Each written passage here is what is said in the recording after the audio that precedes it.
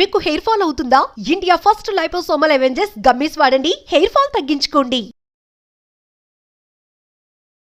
నమస్తే, నేను విజయ్. సో ఇదొక బిగ్గెస్ట్ అప్డేట్గానే చెప్పాలి. ఎందుకంటే ఇప్పటివరకు కూడా హెచ్ఎంపీవీ వైరస్ గురించే మనం అందరం కూడా ఆలోచిస్తున్నాం, భయపడుతున్నాం. అంటే చైనాలో ఉన్నటువంటి ఈ వైరస్ మళ్ళీ ఇండియాకి వచ్చేస్తుంది. గతంలో కరోనా వైరస్ ఏ విధంగా విలయతాండవం చేసింది, ఇప్పుడు హెచ్ఎంపీవీ వైరస్ కూడా అలాంటి భయమే కల్పిస్తుందని ఇప్పుడు అందరూ కూడా భావిస్తున్నారు. అయితే ఇప్పుడు తాజాగా గుండు వైరస్ గురించి డిస్కషన్ నడుస్తుంది. ఏంటి ఈ గుండు వైరస్? అసలు గుండు వైరస్ పేరేంటి అనుకుంటారా?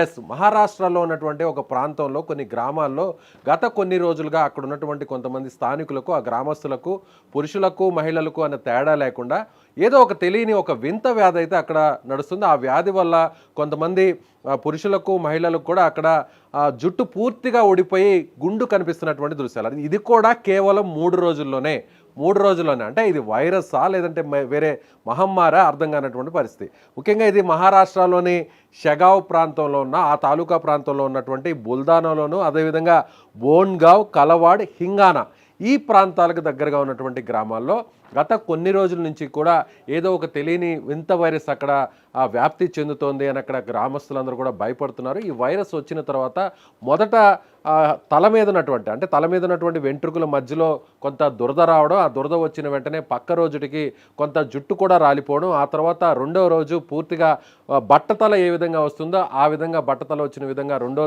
రోజున తల వెంట్రుకలన్నీ కూడా సగం ఊడిపోయేటువంటి పరిస్థితి. ఇక 3వ రోజున పూర్తిగా గుండు ఏ విధంగా చేసుకుంటే కనిపిస్తుందో అలా ఒక్క వెంట్రుక కూడా లేకుండా పూర్తిగా జుట్టంతా కూడా ఊడిపోయి గుండుగా మారిపోతున్నటువంటి పరిస్థితి కనిపిస్తుంది. ఇది మహారాష్ట్రలోని కొన్ని గ్రామాల్లో మహిళలకు జుట్టు పొడవుగా ఉన్నా కూడా, శిరోజాలు పొడవుగా ఉన్నా కూడా ఈ వైరస్ రావడం వల్ల కేవలం 3 రోజుల్లోనే మొత్తం గుండు చేసుకుంటే ఏ విధంగా తల మారిపోతుందో ఆ విధంగా మొత్తం అక్కడ ఉన్నటువంటి మహిళల తలలు కూడా మారిపోతున్నాయనేటువంటి పరిస్థితి తెలుస్తుంది. అయితే ఈ విషయాన్ని కొంత గోప్యంగా ఉంచారు. అక్కడ ఉన్నటువంటి అధికారులు బయటకు రానివ్వకుండా తొక్కిపెట్టారనేటువంటి సమాచారం కూడా వస్తుంది. అయితే దీనికి సంబంధించి కొన్ని రాజకీయ పార్టీలు కూడా, శివసేన పార్టీ కూడా స్పందించింది. అక్కడ ఉన్నటువంటి కొంతమంది ఆరోగ్య శాఖ అధికారులు కూడా అక్కడ జరిగినటువంటి విషయాన్ని చెప్పడం జరిగింది. అంటే ఈ వైరస్ ఏదో ఒక మహమ్మారి వైరస్ అక్కడ సోకింది, దీనివల్ల కొన్ని గ్రామాల్లో కేవలం 3 రోజుల్లోనే పూర్తిగా జుట్టు ఊడిపోతుంది, దీన్ని వెంటనే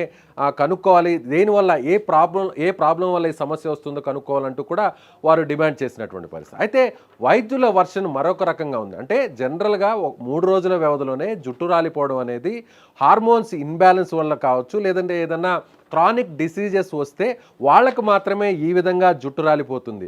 అంతేగాని వేరే ఏదన్నా వైరస్ వల్ల కేవలం 3 రోజుల్లోనే జుట్టు రాలిపోవడం అనేది చాలా అరుదుగా ఉంటుంది. కాబట్టి వేరే కెమికల్స్ ఎఫెక్ట్ ఏమైనా కూడా ఉంటుంది. అంటే వారు వాడేటువంటి షాంపూస్ కావచ్చు, లేదంటే యూస్ చేసేటువంటి సోప్స్ కావచ్చు, లేదంటే వాటర్ కావచ్చు, వీటి వల్ల కూడా ఏదన్నా కంటామినేట్ అయితే కూడా అప్పుడు కూడా కొంతమేర మాత్రమే జుట్టు రాలిపోతుంది తప్ప పూర్తిగా బోడిగుండుగా మారేటువంటి పరిస్థితి అయితే మాత్రం రాదు అనేది వైద్యులు చెప్తున్నటువంటి మాట.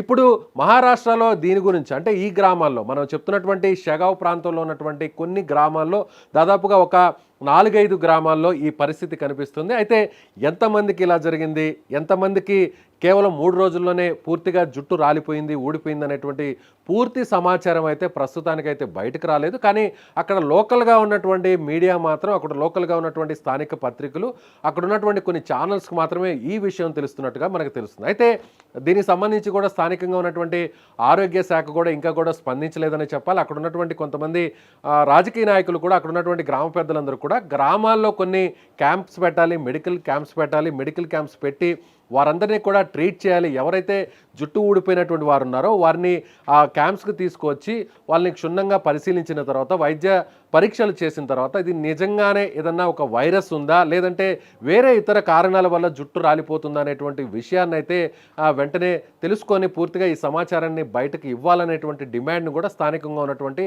రాజకీయ పార్టీల నాయకులు కూడా కోరుతున్నారు. అయితే ఇప్పుడు హెచ్ఎంపీవీ వైరస్ కరోనా లాగా చాలామందికి ఇది వెంటనే ర్యాపిడ్ ఫాస్ట్గా ఇది స్ప్రెడ్ అయిపోతుంది, ఏ విధంగా అయితే కరోనా వల్ల శ్వాసకోశకు సంబంధించినటువంటి అవయవాలు ఇబ్బంది పెట్టేటువంటి పరిస్థితి ఉంటుంది.